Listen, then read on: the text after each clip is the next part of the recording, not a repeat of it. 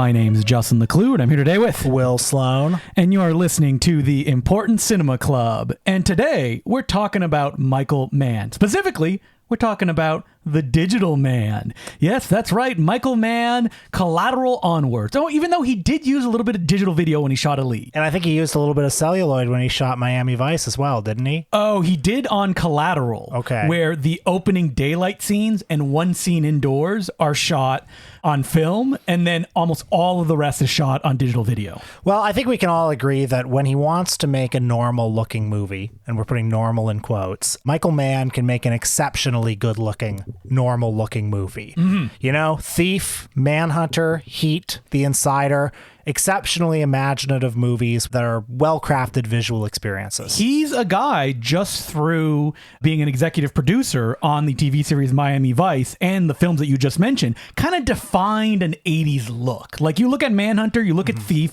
that is what people imagine the ultimate version of the 80s to look like. Like slick, polished. Neon. Yeah. And then in the 2000s, he switched from shooting on 35 millimeter film to digital.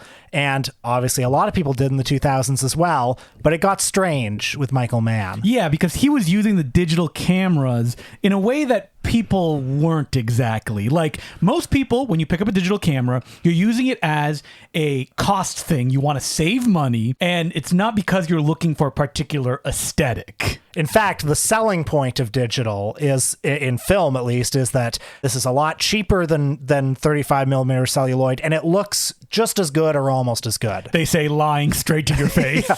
Well, the point is it's supposed to look close enough that regular audiences are not going to revolt. Mm-hmm. And then you look at Collateral, but especially Miami Vice, Public Enemies, and Black Hat. The images are smeary and pixely and oddly lit.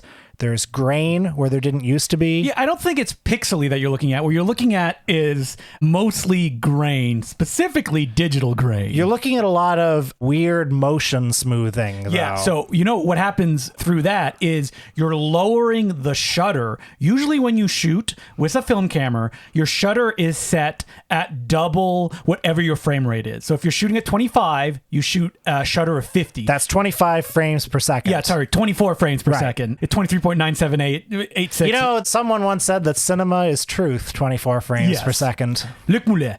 And so when you talk about like lowering the shutter, you get more light because the shutter is open longer. But what happens when you do that is that you get blurriness. So Mann is sacrificing the kind of crispness you associate with 24 frames per second to get more light on the picture. A lot more too. Backgrounds that used to be out of focus are now alarmingly sharp.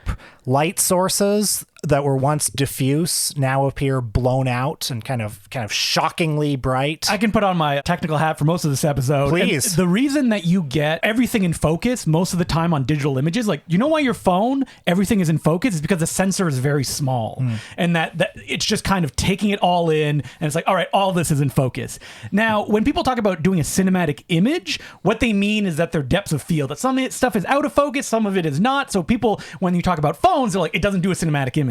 What's funny is that if you go all the way back to a little film called Citizen Kane, yes, what Greg Toland and Orson Welles were trying to do the most was to get everything in focus. Like that's what they absolutely wanted to do. And then and now it looks strange. Yes.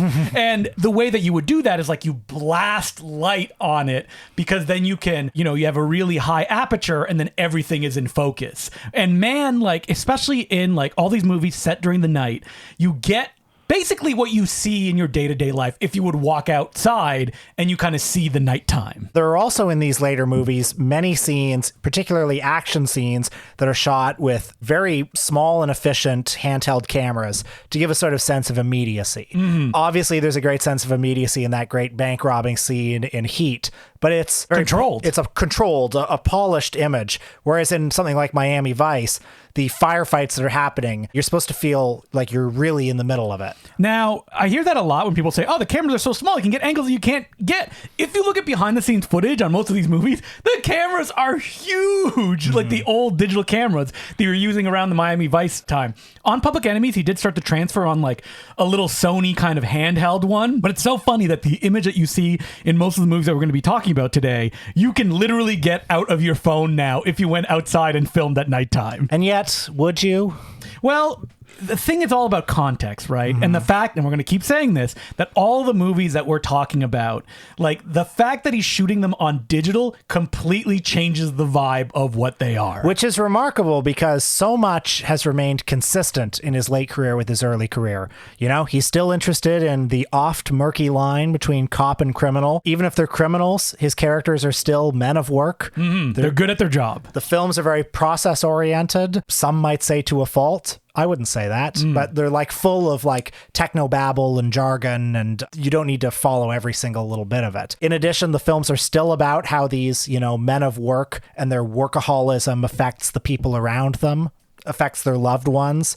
And he continues to make action movies that are the sorts of movies that critics would use the word existential around. You know, the characters are defined and doomed by their occupations. And there's a sense that they're looking for some kind of an exit that will never come. And I think that, you know, that's the attraction of these movies is you see people doing their job well. And there's a thrill being able to see that, like mechanically going through the process, which is something like Jean-Pierre Melville would do all the time in his movies. And you hear tons of people are inspired by that ethos, whether it be Michael Mann or even somebody like John Woo. And yet, certain things have changed. Like in Miami Vice or Black Hat, the characters are more and more minimalist, you know? In the first one we're going to talk about, Collateral, it is the one that feels most like a normal movie. Absolutely. Would you agree? Because like Jamie Foxx gets a meet cute. It has a real kind of traditional 3-act story, and the characters are introduced in a way that like are introductions, you know? Whereas Miami Vice starts in media res, and you kind of pick up on the characters based on the characters are very depends terse. on what version of Miami Vice that you watch, but we'll get to that soon. We should mention, if you're not familiar with Michael Mann, one of his most infamous traits is he is always tinkering with his movies after they're done, releasing director's cuts. Like, he's never quite happy because he is a perfectionist when it comes to these things. I'll just say I've seen both versions of Miami Vice, like separated by years. The impact to me of the director's cut is like similar. Well, the big change on the director's cut is like a music cue plays during the movie instead of the end credits, and it doesn't start in media res in the director's cut version. And yet, in my opinion, which I just watched, it still sort of does. Like, I don't know. You probably watch a theatrical cut unless you pop the Blu-ray out and you watch it. I popped the Blu-ray out. Oh, you did? Then you watched the director's cut. That starts with like a boat race at the beginning. Yeah, totally. But I want to talk about Collateral because when this movie came out, I loved this movie. I loved it so much. Like, I saw it in theaters. I must have been on all the movie websites. We can't forget them. Ain't It Cool News, Chud. And we had Michael Mann Collateral fever. I don't know why this specific movie, like, just attacked me in that way. I don't even think I was cognizant of its night photography and the way that it kind of portrayed night when I saw it. I was trying to remember that too, because I also saw this in theaters, and I guess I must have known that it looked distinctive, but I mean, it's played to me like a normal movie. I didn't get the digital thing really. But can we, like, watching it today, like the digital stuff just pops so much because no movie looks like that now. Like, it feels like you're trapped in night with these people. Man, it's so beautiful. I mean, I think one of the appeals of digital photography for Mann is the way that it captures night. You can, through his eyes, shoot more expressively in night. And in this movie, like the reflection of the lights on the cab windows, just like the traffic lights, the building lights, as well as like the movie's visual palette is like black and teal, and then these incidental splashes of bright white, you know? As someone who's worked a lot with Sony cameras, I see all of that Sony color science in like the way that Tom Cruise's has like yellow around his eyes because of the way that like the digital captures human faces. The two of them in the cab where it's, I mean, the lighting is so incredible. Like their faces are sort of lit very quietly, for want of a better word, with just this kind of like neonish teal. Well, I get the sense that Mann is using a lot of just practical lighting on a lot of these, you know, set pieces and scenes. If you haven't seen Collateral, the plot is Jamie Foxx is a cab driver who gets stopped by Tom Cruise in gray hair. That was one of the appeals, that it was like Tom Cruise as a villain. I think Tom Cruise is great in this movie too. Yeah, he rocks. I love this Tom Cruise back. Tom Cruise to come back. Yeah, what happened? Yeah. And Tom Cruise reveals to Jamie Foxx, hey, I'm an assassin. You're going to take me to all these places I have to go. and I'm going to assassinate people, and we're just going to keep going. While this is happening, Mark Ruffalo is also kind of figuring it out. I remember when I saw the movie at the time, I was like, cut all these Mark Ruffalo scenes out. But I love what Mann does with that, is that like, oh, someone, they're coming closer. Is help on the way? And then how it just kind of ends is like, perfect. And you also need those breathers in between being trapped with Tom Cruise and Jamie Foxx, then cutting away to something else. And the movie works just as a great two-hander between these two characters. I mean, the Jamie Foxx character has this really, clean and effective arc that he goes through. The first time I saw it in theaters, I thought the action stuff at the end was a little much with like Tom Cruise as the Terminator. But I don't know. Love it. Works for me now. It suddenly turns into Rear Window where he's like, no, go away, go away. Yeah, I know. I love it now. I don't have no problem with this movie anymore. No, yeah. I think just watching it now, especially knowing the way that it was made, it's like, oh man, he's using digital in a way that is not offensive to a viewer, in the sense that like he's not challenging what you would expect from these kind of films. Like, it looks a little off,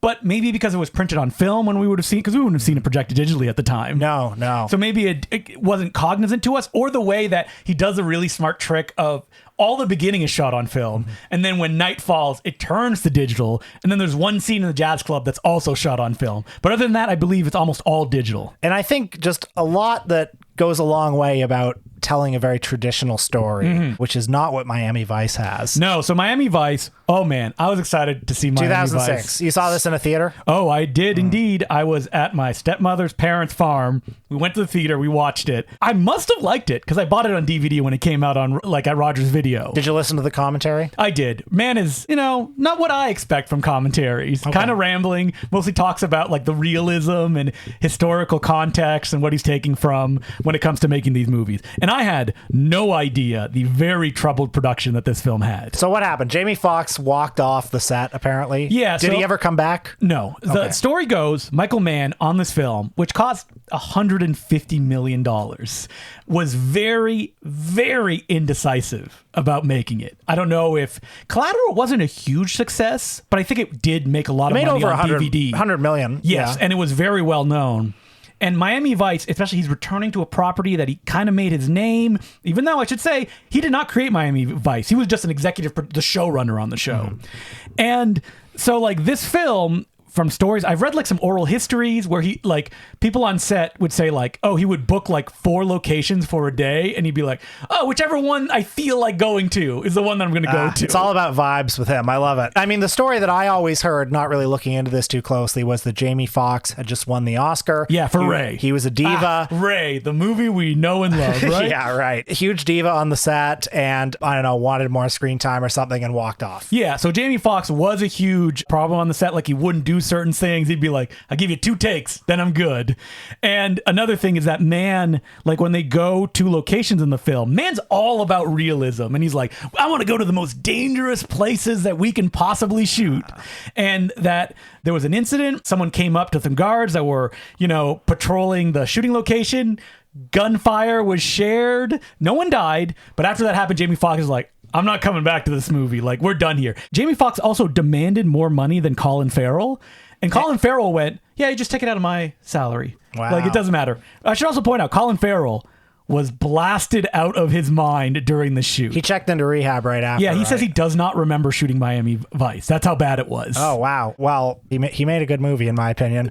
All right, so let's talk about this movie. A movie that is loved by many obsessive fans. Well, there's an early episode of this very podcast, I think. I don't know which one, but I think you can hear us razzing on this movie. Somewhere in the past where I think I said something like, God, this movie only looks good like 5% of the time. And all I can tell you is I come back on this podcast a healed man. Yeah, not only on your knees, looking for forgiveness. Yeah, not only do I love this movie now, I actually think this might be my favorite Michael Mann movie, even more than Heat. I wish I could see what Will saw in this film. Okay. I think this movie, I like it. I like it more.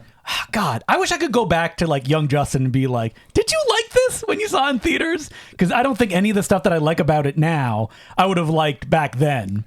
But it's such a mess. And it's a mess that it feels like I didn't know this stuff until after I finished watching the movie and I looked into it and I went, oh, this makes sense. Well, the plot is, yeah. All right, let me sit back and let me explain it to me. Okay, I'll do it as minimally as possible. You see, you've got your Crockett and you've got your Tubbs. Yeah. Did you ever watch the Miami Vice TV show? I've not seen a single second of it. Was never in syndication when we were younger. Yeah. So you got Crockett and Tubbs. They're on the trail of a Cuban drugs and arms trafficker. The boys go undercover as gangsters.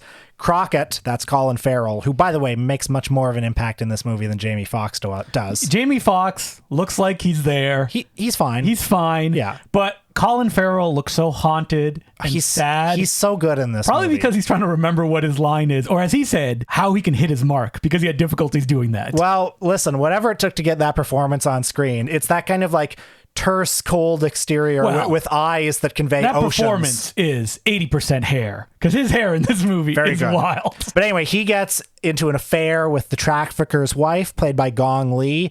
They fall in love, but in typical man style, it's a doomed romance.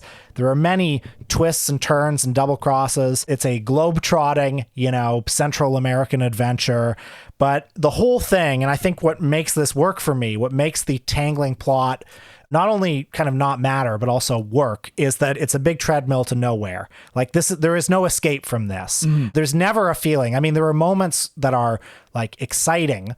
Some of the action in this movie is incredible, but you're gonna have to wait about 90 minutes for that, though. But there's never, and the guys are good at their jobs. There are lots of scenes of them talking to Kieran Hines. There's a lot of scenes though that I was watching and I'm going, what is their goal here? Like, I'm not quite sure. Man, you got it. I love that. It's like it's a big treadmill to nowhere, this movie, and it all hits home for me in the scenes between both Colin Farrell and Gong Li, as well as Jamie Foxx and his girlfriend. Like, it's this movie of like so much babble and jargon and betrayals and double crosses and having official men talk. Then you got these romances that are sort of like very like pungently sexual. The movie is sort of sexy in a way that big blockbusters almost never are. I find like Colin Farrell's kind of lost in this movie. I mean, he does like look like they're talking to one of those actors doing a bananas Texas accent. Why I can't do it, but you know which actor I'm talking. Well, I don't know what his name is. Oh, Eddie Marsan, the British character actor. I didn't believe my eyes at first that it was him. I had to look that up. And like Colin Farrell like achingly like looks off into the distance, and you see like the water crashing. I love it. I love it. And I mean, the look of the movie, I wish it was uglier. That's interesting because I mean, all the different ways the sky looks. Yes. That's like, what those digital cameras can capture, like all that information. To my naked eye, it's just a black sky, but the camera reveals there's red, there's orange, there's gray.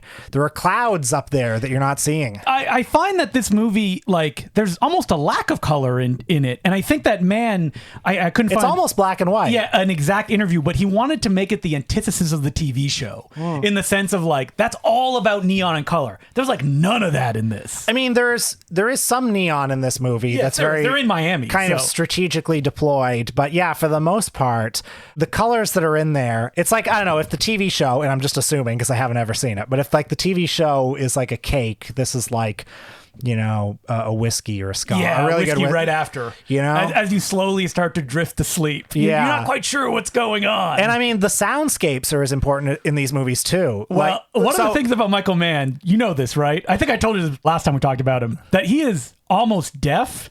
So, like, some of the dialogue is very difficult to hear in his movies. Especially Black Hat. And the sound editors have said, it really depends on how his hearing's doing on the day. Oh, man. And he doesn't want to post-dub either. He only wants to use on-set sound. Wow, Nolan's like that, too. Yeah, which is why I remember sitting in the theater and watching his next follow-up movie, Public Enemies, and being like, this sound is so bad. Like when characters talk. This all kind of gives me permission to not care too much about every little specific of the plot. And I mean, the use of music in this movie, I know the people so people have made fun of like the Chris Cornell and the like that Phil Collins cover and stuff. Dad rock. I don't know. Listen, fuck it. I'm even going to bat for this because I love this stuff. Now, I love the ambient. Does it just remind you of a specific place and time where this music was like unavoidable. Actually, no. I mean, this music means nothing to me. I Like Limp Bizkit, I'm like, everybody would listen to that at the time. Yeah, I mean, listen, not a single one of these songs means anything to me, but I just think the way that he uses music, if not the specific music, as this kind of like droning ambient mood setter rather than something that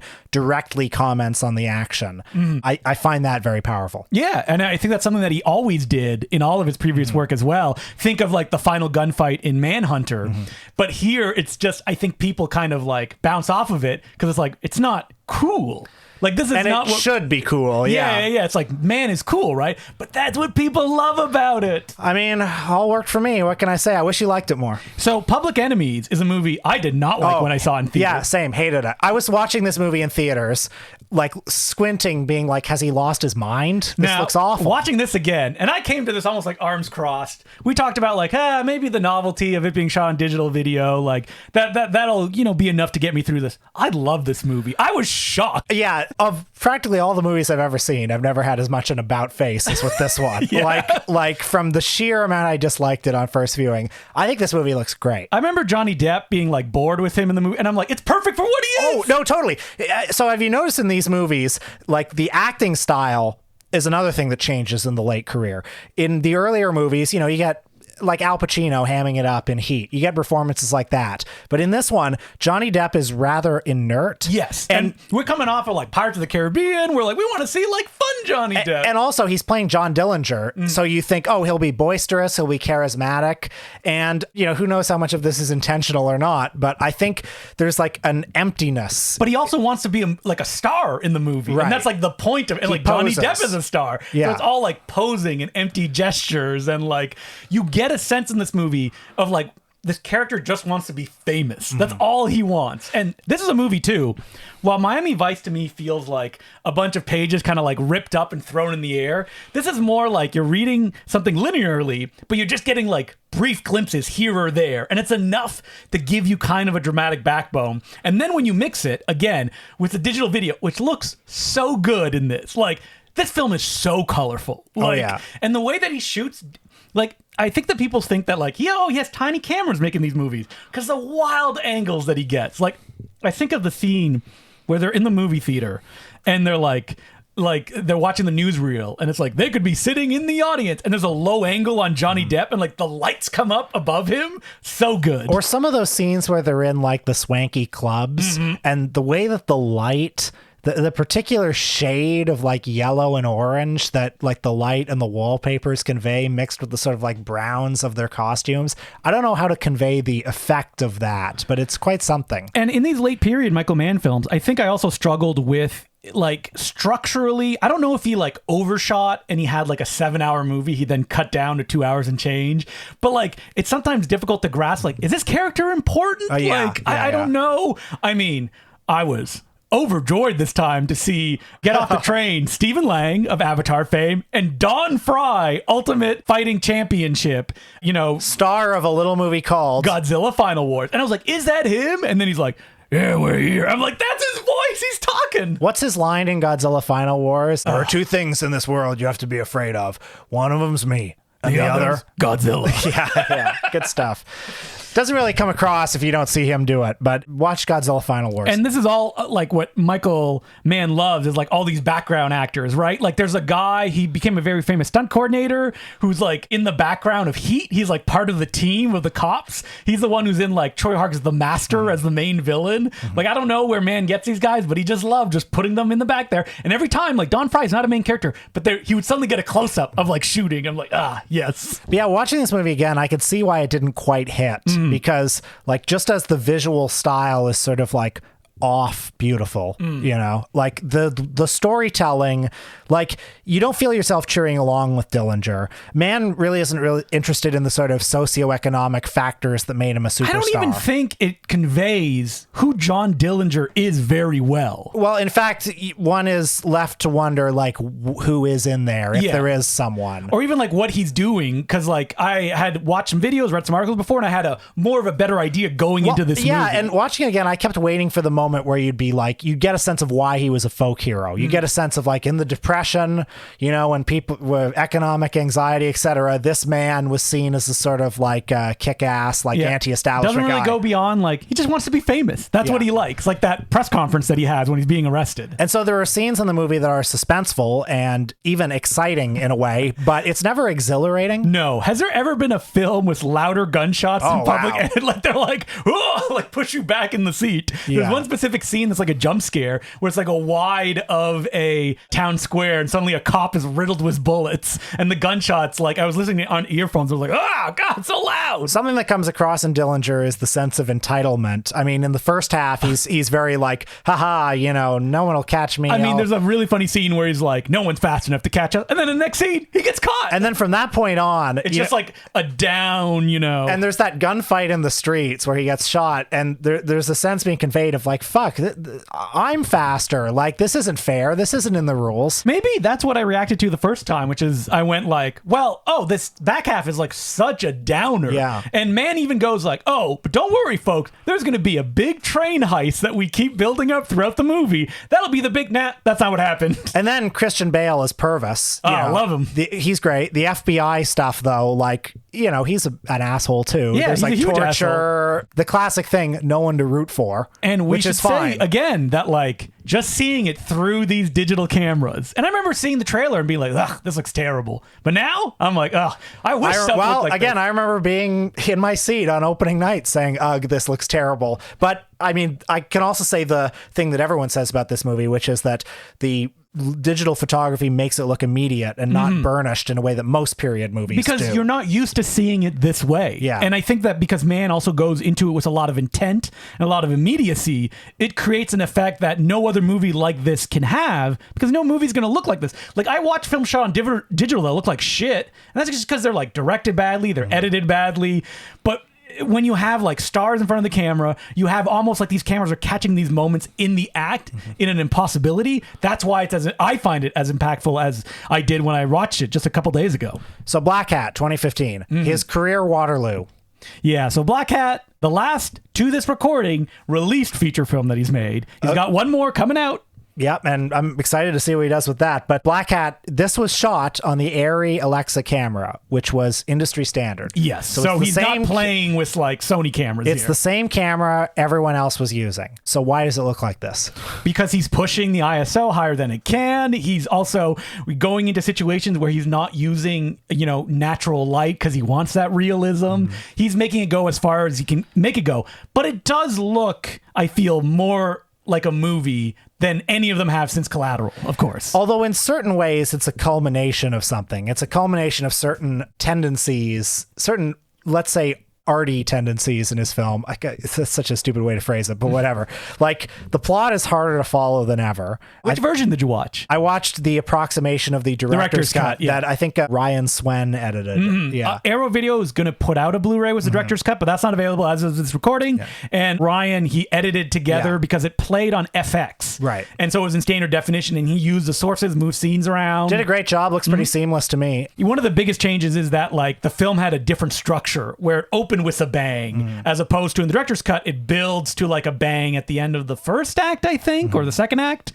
And then, you know, Mann said that he just made that choice at the last minute. It's like, no, I made a mistake, and I went back to go fix it. But yeah, the digital photography it's certainly brighter and maybe even sharper than something like, Miami Vice, but only because there are so many lights on. Like, every scene is either neon or fluorescent.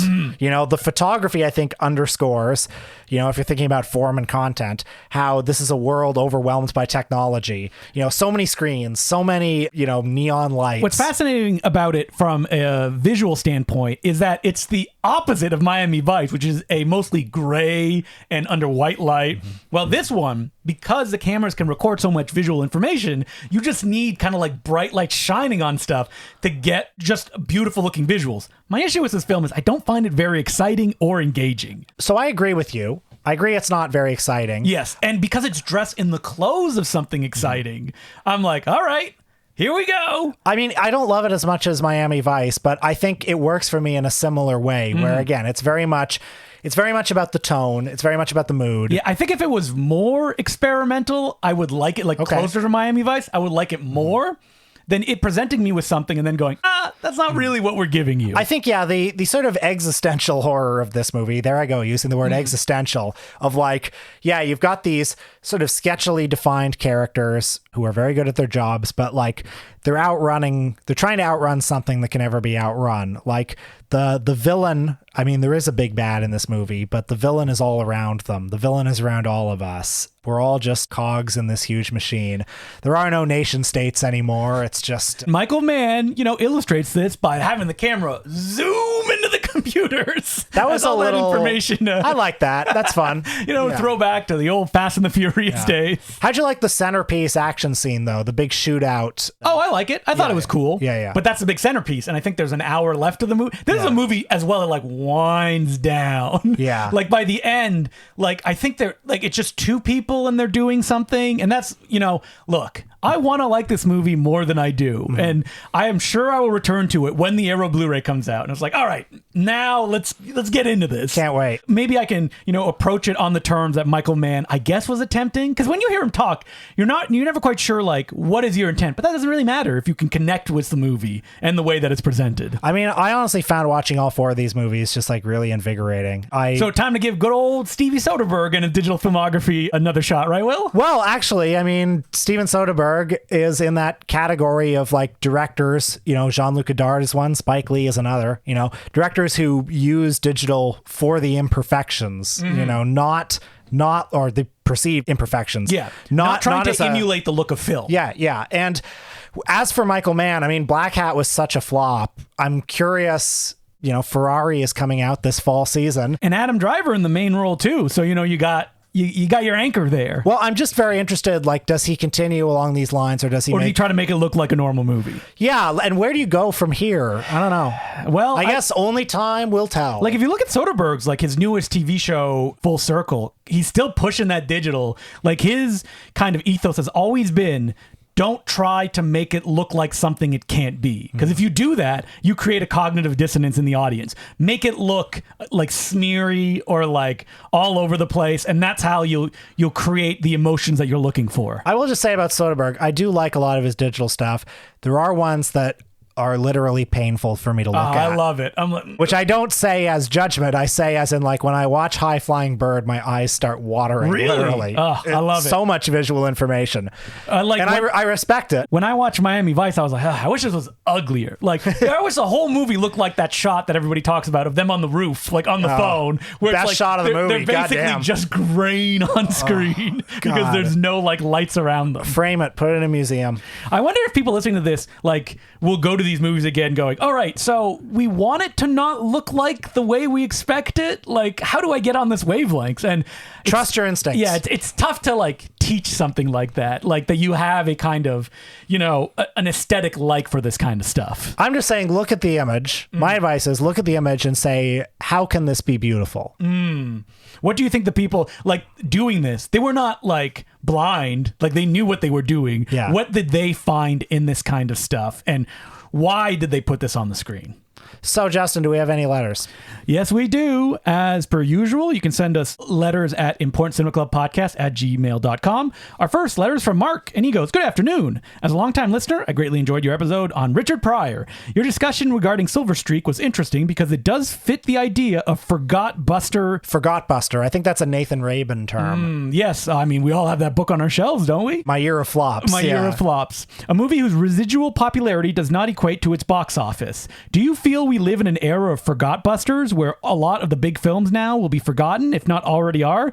The Jumanji films are perfect examples as they are films with no presence in the culture of discourse. What is your opinion on this? Well, I mean, it's hard to tell. I mean, the Jumanji movies definitely have no presence in my circles, but maybe they do for someone. I saw it in theaters and I went, this was fun. I mean, then I forgot them and never watched them again. There are always and will always be kind of disposable blockbusters that everyone goes to see and are sort of ephemeral. That being said, I mean, everybody makes fun of those Netflix movies like Red Notice. I mean, we love Red Notice. The Gray Man. We love them. We're still talking about them today. Those movies that supposedly get watched by 70 billion people. Well, 70 billion minutes watched, to be specific. Yeah, that's right. And apparently everyone's seen them and nobody talks about them.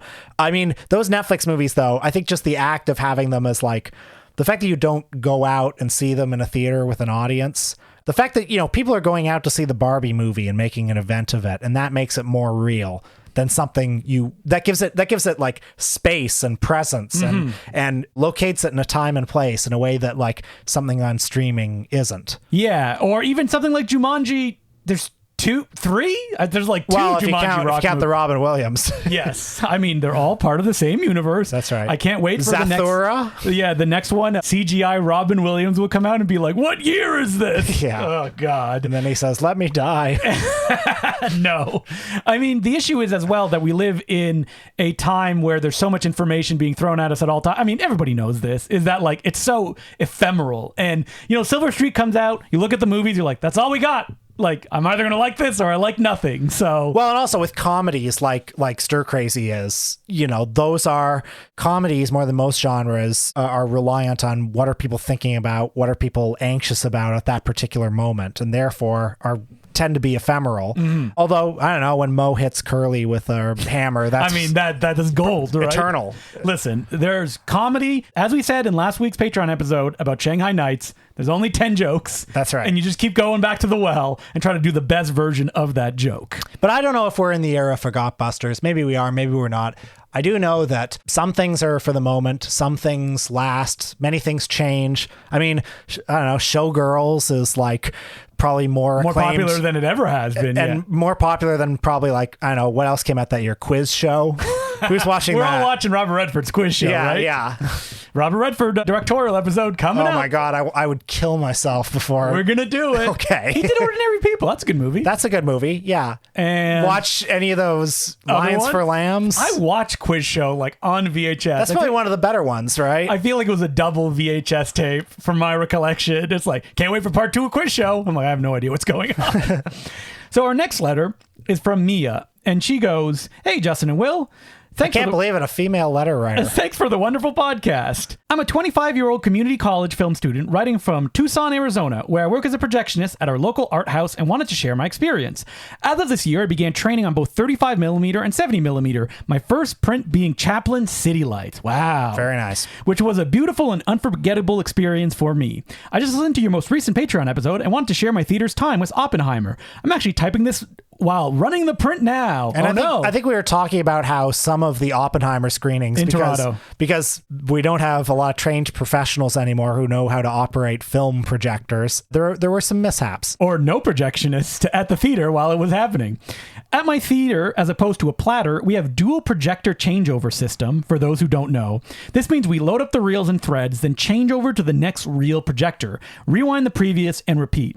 Given how long the film is, wow, they have dual 70mm projectors? I've never even heard of that before, because usually they are plattered. Like if you look in the window of like the Varsity in Toronto, you will see it down and it's one big reel that's rolling. The first week was a bit wild, but then she mentions, given how long the film is and how heavy the reels are, it's been a grueling yet immensely rewarding experience. The first week was a bit wild as every showing was selling out at 370 seats for days straight. Isn't it funny that like the story we've all heard about Oppenheimer is that like people want to see it in IMAX on film and everything keeps selling out. Yeah. The studio's like, how could we weeks. Known this was going to happen? Well, thank God they got out of there and they have Blue Beetle in now. In IMAX right now.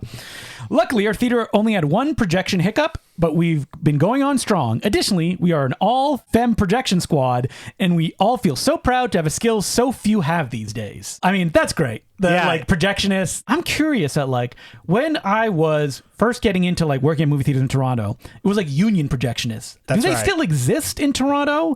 Clearly not at Cineplexes. Yeah, I wonder. Like, yeah, do the rep theaters have union projectionists? I'm not sure. No, I don't think so. Somebody write in. I remember it was very strict what they could or could not do. Like they could, like if they went over a certain time, like any, union, like you couldn't do like an all night thing because they would go into like double overtime, et cetera, et cetera. And like we could not use a projection booth ourselves because we were like a union house. I think that was the Bloor Cinema while I was working there at the time. The projectionist was very nice. I wonder if he's still doing that stuff. He was like one of those grumpy projectionists who's been doing it for like 30 years, but he's got a heart of gold, if you know what I mean. Love it. But I love this new squad of like young 25-year-old projectionists. That's cool. And the letter continues, and of course, I want to throw in a couple suggestions for future episodes. I was wondering if you guys are familiar with the work of Josephine Decker. I truly think she's one of the greatest contemporary filmmakers of our time, as her work covers a vast range of ideas. Are you familiar with Sir Will? I saw Madeline's Madeline when it was new. I did not see the subsequent Shirley. Yeah, and she has a pretty large filmography too, and I don't think I've seen any of these movies. Letter continues, additionally, please do more female filmmakers. Some other fun possibilities are Susan Pitt and Cecilia Condit. Well, yeah, Cecilia Condit, I actually just got a VHS of like her short films that Lunch Meat put out. You know, that great zine Lunch Meat? Yes, because she did the one, it's the name of a place, and like it's a weird kind of like, isn't it like mannequins and stuff like that? And I know this because I sent her an email right when Gold Ninja Video was starting saying, hey, could I put your shorts out on Blu-ray? Because like I don't think there's been any physical media. She replied, I think 6 months later, very politely saying, nah, I'm not really interested in that. So, Well, there's a VHS. yeah, from Lunch Meat. They got it. But yeah, I would love to. I haven't watched it yet. I would love to do Cecilia Condit. And Susan Pitt is a filmmaker I've never heard of who did like really out there animation. She recently passed away in 2019 at the age of 75. Well, we try to do female filmmakers, but obviously we could be trying harder. And it's good to know that there are so many beyond just the obvious, like Agnes Varda, Chantal Ackerman. We've done them. We can't do them again. We've done them, yeah. Chantal Ackerman, Volume 2. Here we go. Yeah. And for the love of God, please do an episode on Jacques Demy. Are you a Jacques Demy fan? I like Jacques Demy. Love Jacques Demy. He's the best. Yeah, Speaking of Agnes Varda. Yeah, we should do him. The world needs it. Thanks for everything. Sincerely, Mia. And she also says, P.S. If you, for whatever reason, ever find yourself in Tucson, the theater would love to have you guys. Hey, man. You know, if you bring us down, we'll do a screening. Fly us out. We'll do a live show. Fun. Tucson, Arizona. I'd love to. Speaking of live shows. I wish it was driving distance. Yeah. We just did a screening of Glenn or Glenda. So thanks everybody that came out to that. Oh, yeah. Thanks so much. We had a great time. And on our Patreon episode this week, we will be talking about returning to the subject of, quote, bad movies, unquote. We'll be talking about Glenn or Glenda, reflecting on the screening we did and some of what we've learned from watching it with a modern audience, as well as talking about Mr. Neil Breen. Yes, he had a new movie. I have not seen it, but I can saw speak of it. And it mostly speaking about like, what is a bad movie and how is it interpreted in today's, modern age? That's right. And we'll talk about the history. Have we done an episode like that? I feel like we've touched upon Very it. early on in the podcast, you might remember we did an episode where we talked about The Room, Birdemic, and another one. I can't remember. Well, we're going back to the topic. I think there's still more stuff to be said. I'd also like to thank that I know a listener out there named Frog told their friend, you gotta go to this screening. And she had no idea what the movie was. She didn't even know who we were, but she showed up and she came to the table. We talked with her. What a great ICC listener, like telling your friend, you gotta go to the screening. And then with enough authority that the friend went on their own. Thank you, Frog. And that means all of the rest of you need to be apostles as well. We're probably going to have another screening at the Fox Theatre in Toronto on October 3rd. I believe that's the date. Yep. We're not quite sure what it is yet. Probably something horror related because we're in Shocktober at that point. Yeah. But keep your eyes peeled on our Twitter, and we will, of course, talk about it on the podcast as well once we lock down what that is. So, what are we doing next week, Will? We are returning to the latest in an ongoing series, Big Screen Comedian Failures. Yes! Yes! We are doing... I had a very specific subtitle for this one. That's right. So in previous ones, we've talked about, we talked about Tom Green. Yeah, we did like the first one was just like, whoever. Then we did one that was about Canadians. We did one that was about SNL alumni. And now... talk show hosts. Oh, yeah. Is there anything better than talk show hosts that are a star of a comedy film? So we're going to be talking about Mr. Jay Leno in Collision Course. Hell yes, Collision Course. Have you seen it? I've never seen it. I have seen Collision Course. Not lately. Yeah. All right. So all those laughs will be new to you. Yeah, I barely remember it. Jimmy Fallon. Okay. Which one do we do? Taxi or Fever Pitch? Taxi. Taxi. Okay. So him and Queen Latifah, laughing it up in a remake of a Luc Besson produced French film. Steve Allen? Yes. I don't remember what the title is, but I mean, we're not that familiar with Steve Allen, so it's tougher to speak to his talk show persona and how it translates to the screen. And I know that Johnny Carson was in at least one movie. But did he star in the movie? That's the question. I think it's more of a guest appearance. I don't know. People have any other thing they would like to suggest that could maybe knock one of the ones that we mentioned. Not Collision Course, though. We're watching Collision Course. James Corden is a bit of a question mark. He's basically a movie actor, yeah, though, he's right? basically a movie actor. Craig Ferguson, is he basically a movie actor? Yeah, he's basically a movie actor, too. I mean, I bet you, is there a good Craig Ferguson movie out there that we can watch? I have a couple of ideas. Okay. Maybe we'll talk about them, yeah. Well, that's what we're going to be doing next week. So until then, my name's Justin Clue. I'm Will Sloan. Thanks for listening.